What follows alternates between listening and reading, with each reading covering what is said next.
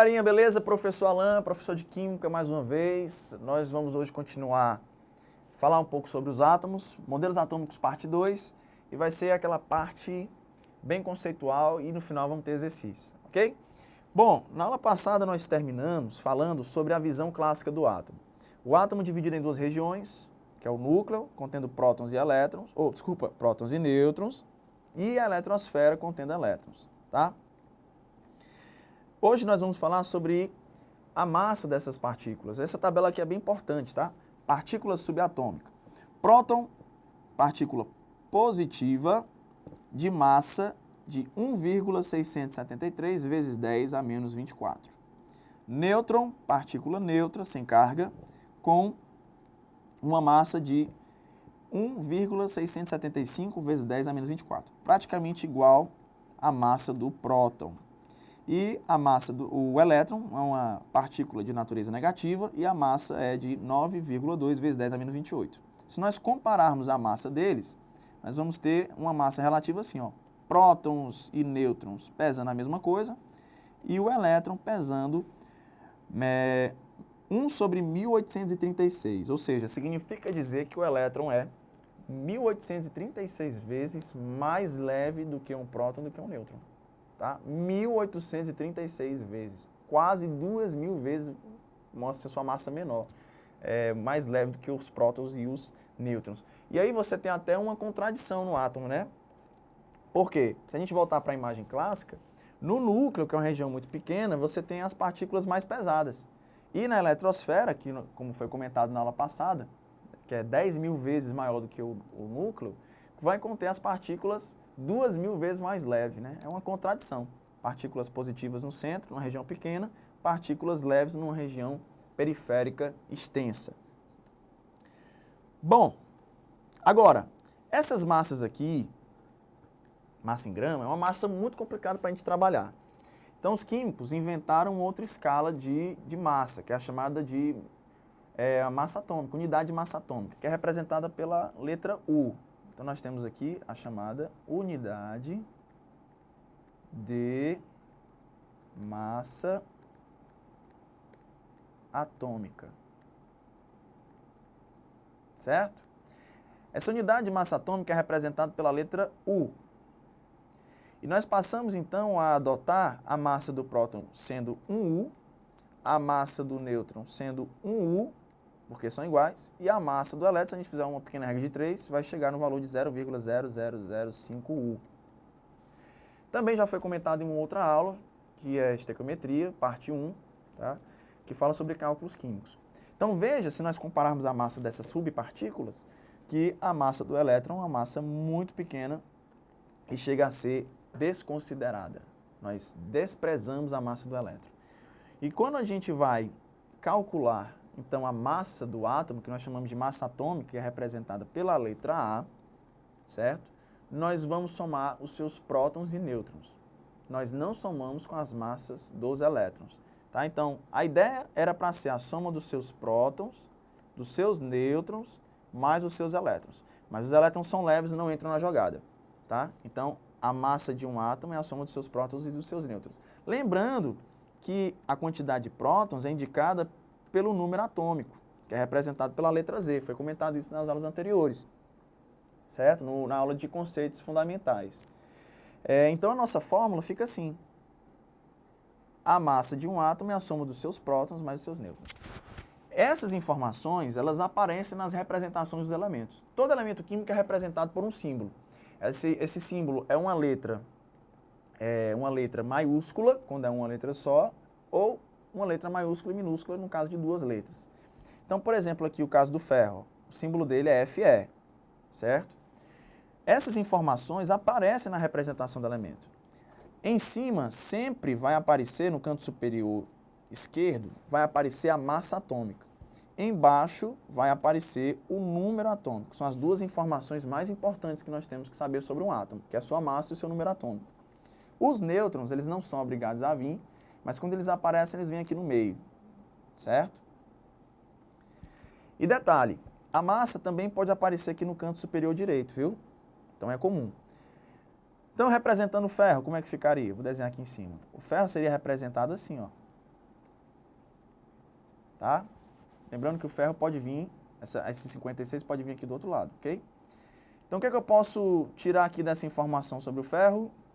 Que ele tem 26 prótons, tá?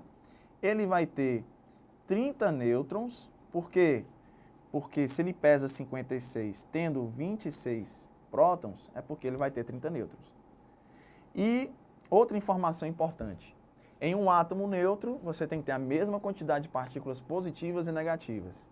Então, se ele tem 26 prótons, ele também vai ter 26 elétrons. A sua massa é 56. Tá certo? Bem simples de interpretar essa representação do elemento. Ok? Bom, é importante a gente perceber também que os átomos podem perder elétrons ou podem ganhar elétrons. Nós vamos chamar esses átomos de íons. Íons são átomos que apresentam carga, porque perderam ou ganharam elétrons. Quando um átomo perde elétrons, ele passa a ter mais partículas positivas do que partículas negativas. Então, ele fica eletricamente positivo. Nós chamamos esse íon de cátion, tá? Mas na frente eu vou mostrar no próximo slide. Então, a ideia é o seguinte. Se eu tiver um átomo com 3 prótons, ele vai ter 3 elétrons. Ele vai ser considerado eletricamente neutro, porque você tem a mesma quantidade de partículas positivas e negativas. Se ele perder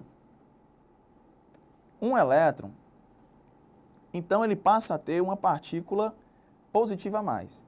E nós vamos representar esse elemento colocando um mais aqui em cima. Se ele perder outro elétron, ele vai passar a ter 2 partículas positivas a mais. Então, a gente acaba representando... A gente acaba representando agora por 2 mais. Ou seja, o valor que aparece aqui em cima, que nós chamamos de carga elétrica, ele tem a função de te dizer 2 coisas. Primeiro, o sinal vai indicar se ele perdeu ou ganhou elétrons, tá? E o valor que acompanha indica a quantidade dessa perda ou desse ganho.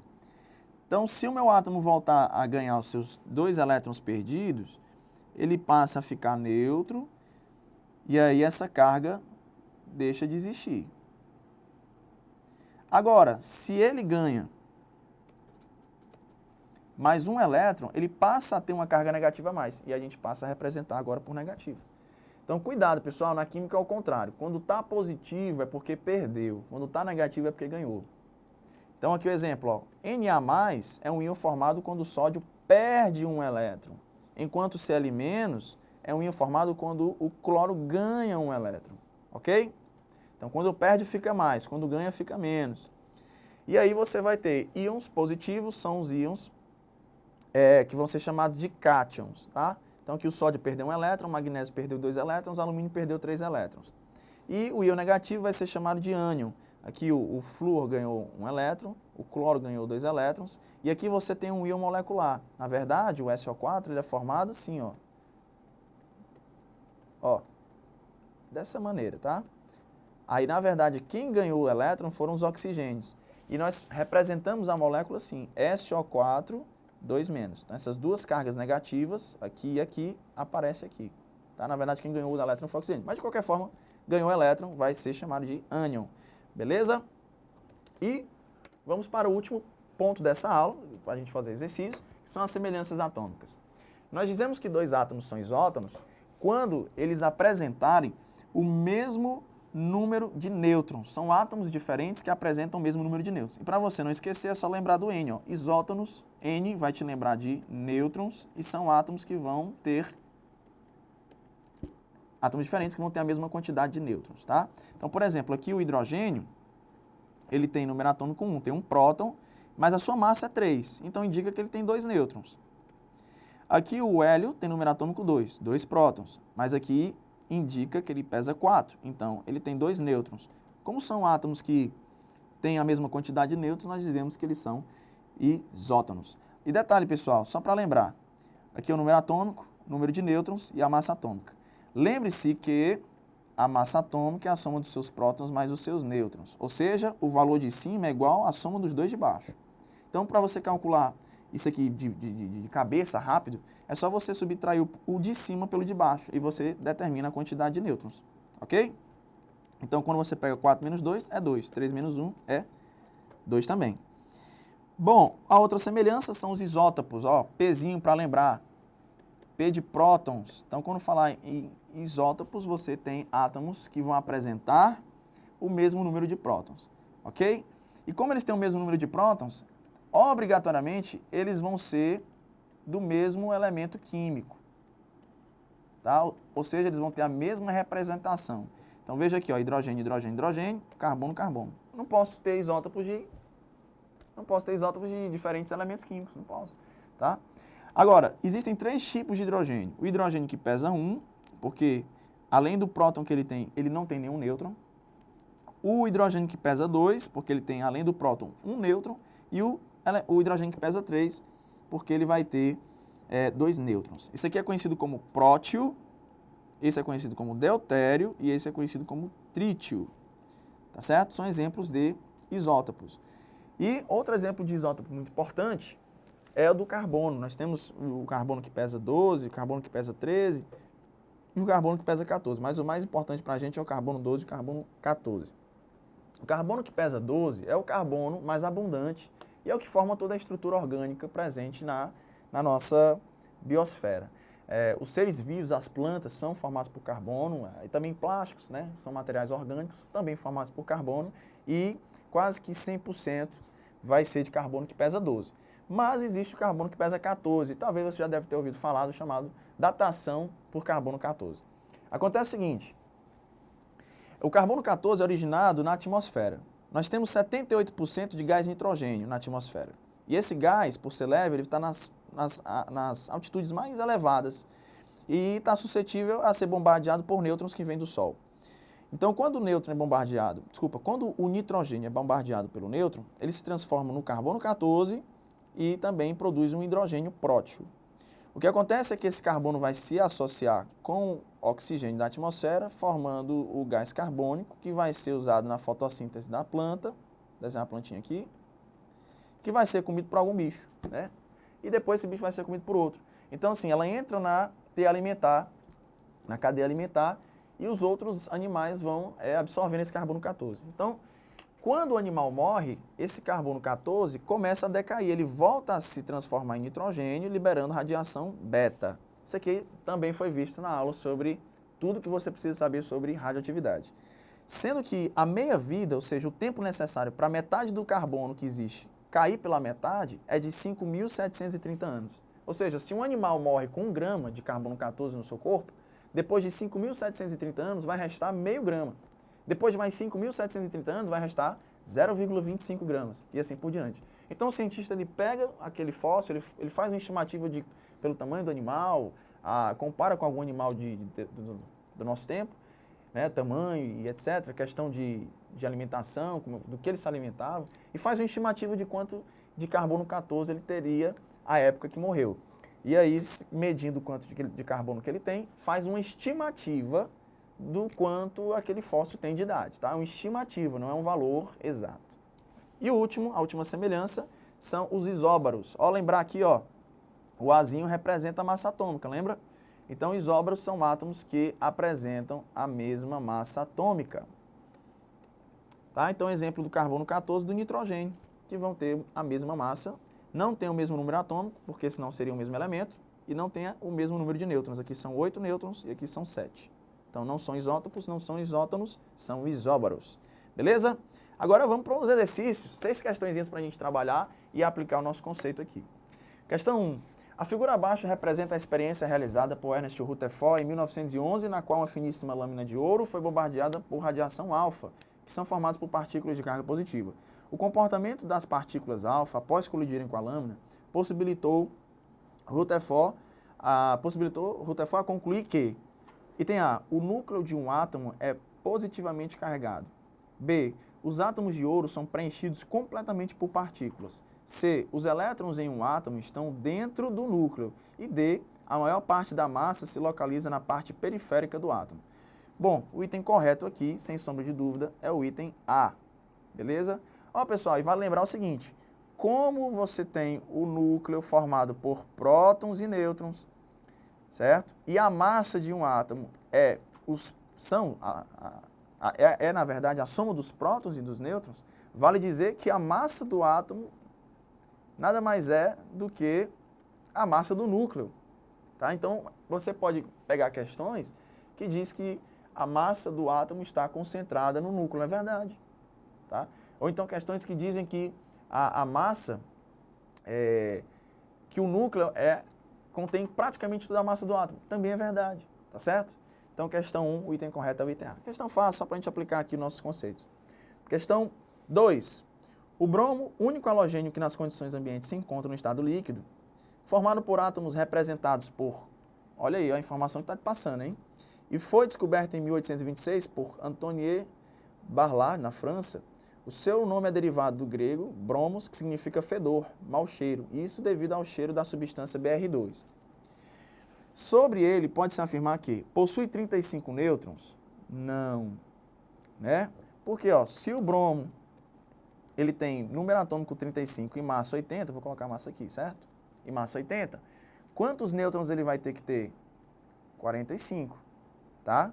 Então, possui 35 nêutrons? Falso. Possui 45 prótons? Falso, ele tem 35. Possui massa igual a 80? É o item verdadeiro. Possui mais prótons que elétrons? Não, porque se ele tivesse mais prótons do que elétrons, ele seria carregado positivamente e ele teria uma carga positiva aqui, ok? Então, o item correto para a questão 2 é o item C. Show! Vamos lá para mais uma. Questão 3. Para interpretar a grande maioria dos processos químicos, é suficiente considerar o átomo como sendo constituído por apenas 3 partículas, o próton, o nêutron e o elétron. Essas partículas não estão distribuídas ao acaso. Elas interagem entre si e essa interação produz um conjunto organizado, que é o átomo. A respeito do átomo, é correto afirmar que, item A, prótons e elétrons se encontram numa região denominada eletrosfera. Falso. Prótons no núcleo, eletrosfera vai ter os elétrons. B, a massa do átomo está distribuída igualmente por toda a sua extensão. Falso, está concentrada no núcleo.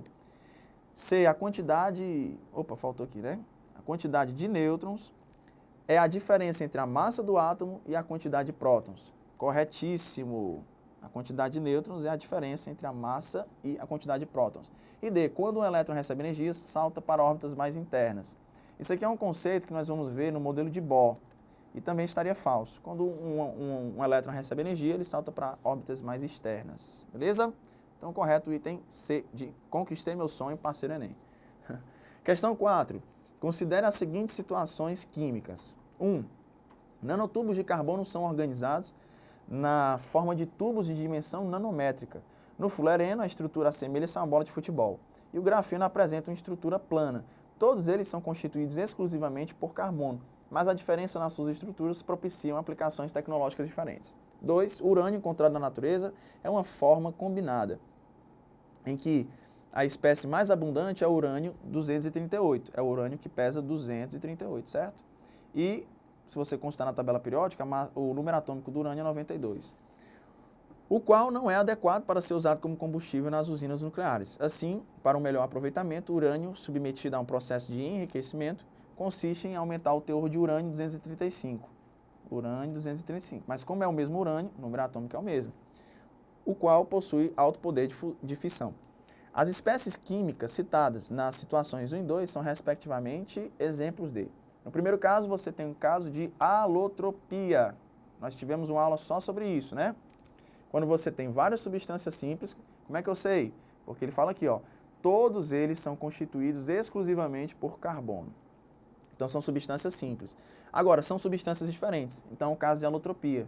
Ou seja, todas essas substâncias são alótropos. Agora, no segundo caso, você tem átomos do mesmo elemento químico, porém com massa diferente. Veja que eles vão ser considerados isótopos. Portanto, o item correto na questão 4 é o item A. Beleza? Passando para mais uma, penúltima. O primeiro modelo atômico foi proposto em 1808 por John Dalton e baseava-se na explicação das leis ponderais descobertas um século antes. No entanto, a compreensão sobre a constituição da matéria por Dalton era limitada, pois não era capaz de explicar alguns fenômenos naturais, como a iluminescência, e quem vai explicar isso aqui é o modelo de Bohr, na próxima aula, beleza? E a natureza elétrica da matéria, que é o modelo explicado, esse fenômeno é explicado pelo modelo de Thomson. ok? Segundo Dalton, os átomos são formados por partículas positivas, negativas e nêutrons? Não, falso. B, acho que isso aqui deveria estar escrito neutro, né? Partículas positivas, negativas e neutras. B, de um mesmo elemento químico são idênticos em tamanho e massa, né? Os átomos de um mesmo elemento químico são idênticos em tamanho e massa. Verdadeiríssimo. Nós vimos lá no início, no primeiro slide, algumas características do modelo dele. C, são formados por núcleo positivo e falso. Quem já fez essa descoberta, né? Quem introduziu esse conceito foi Rutherford. E D, são formados por um núcleo positivo e por elétrons que gravitam em diferentes camadas eletrônicas. Falou em camada eletrônica, pessoal, é outro conceito que a gente vai ver na próxima aula, que é o modelo de Bohr. Ok? Então, o item B é o item correto. E para a nossa última questão, fala assim, ó, beber refrigerante em excesso é um risco à saúde dos ossos. A ingestão de mais de 4 latas de 350 ml dessa bebida por dia leva o organismo a perder cálcio e fósforo, elementos importantes para uma ossatura forte. No estudo desse assunto, é fundamental o conhecimento da configuração eletrônica dos átomos de cálcio e fósforo e de seus íons. Indica a alternativa correta. A. O número atômico do íon cálcio 2+ é 22. Pessoal, essa carga 2+ indica que o átomo perdeu 2 elétrons, tá? 2 elétrons foram perdidos. E a perda de um elétron não interfere no número atômico, porque o número atômico é o número de prótons, e também não interfere na massa, porque elétrons são leves, têm massa desprezível. Esse 2+ não indica ganho de prótons, pessoal. Indica perda de elétrons. Então, o número atômico permanece o mesmo, seria 20, tá? O número de prótons, mas a quantidade de elétrons seria 18. Tá falso o item A, tá certo? B, o átomo neutro do fósforo é isoeletrônico do íon S1-, enxofre 1-. Isoeletrônico, pessoal, significa dizer que são átomos que têm a mesma quantidade de elétrons, tá? O fósforo tem número atômico 15, 15 prótons, então tem 15 elétrons. Já o enxofre, número atômico 16, 16 prótons, 16 elétrons. Mas aqui indica que ele ganhou um elétron, então ele passa a ter 17 elétrons. Por isso que os dois não são isoeletrônicos. Isso aqui é uma pegadinha, porque o aluno vendo o negativo pode pensar que o negativo indica perda de elétron, então 16 perde, né, teria perdido 1, ficaria com 15, e o aluno poderia marcar esse item achando que eles são isoeletrônicos, tá? O item C, o fósforo apresenta o número atômico 9? Não. Não sei nem porque que esse item está aí, né? O fósforo tem número atômico 35. E D, o íon cálcio 2+ é formado pela perda de 2 elétrons a partir do átomo nêutron. Esse é o item correto. Beleza? Bom, galerinha, foi ótimo estar com vocês. Espero ter contribuído mais um pouco com o seu sonho. Na próxima aula nós vamos continuar falando de modelos atômicos, tá? Continue estudando, se inscreva no nosso canal, divulgue, convide seus amigos, tá? Dê essa força pra gente. Nós estamos aqui para ajudar, beleza? Forte abraço e sucesso. Valeu!